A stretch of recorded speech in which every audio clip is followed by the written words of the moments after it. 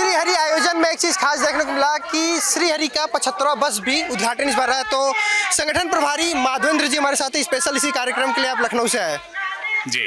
तो जब आप ऐसे देखते हैं कि जब दिल्ली में ऐसे बस का उद्घाटन हो रहा है और लोग झूम रहे होते हैं, तो पहला मन में क्या ख्याल आता है?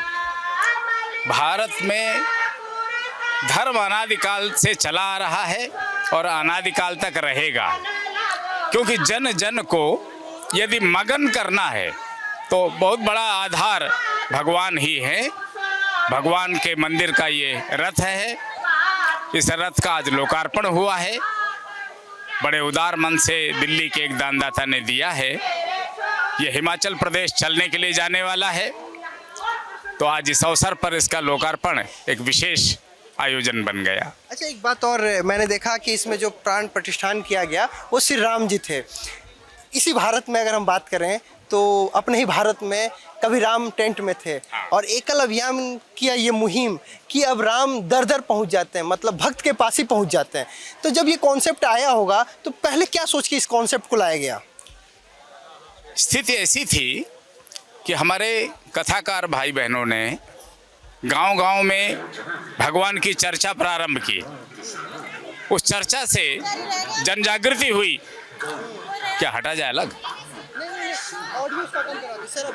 लेकिन लोगों के मन में जागृति के साथ साथ एक प्रश्न आना शुरू हुआ कि राम जी ने पैदल चलते हुए रावण जैसे महारथी को कैसे पराजित कर दिया। ये असंभव सा लगता है। तो ऐसी परिस्थिति में उनको दिखाने की आवश्यकता अनुभव हुई।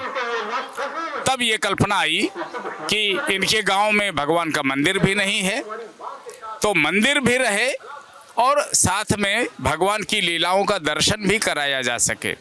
इन दोनों योजनाओं को एक साथ पूरा करने के उद्देश्य से मंझोले साइज के व्हीकल पर भगवान श्री राम के दरबार युक्त एक मंदिर और साथ में कुछ वाहनों पर प्रोजेक्टर, जनरेटर और स्क्रीन है।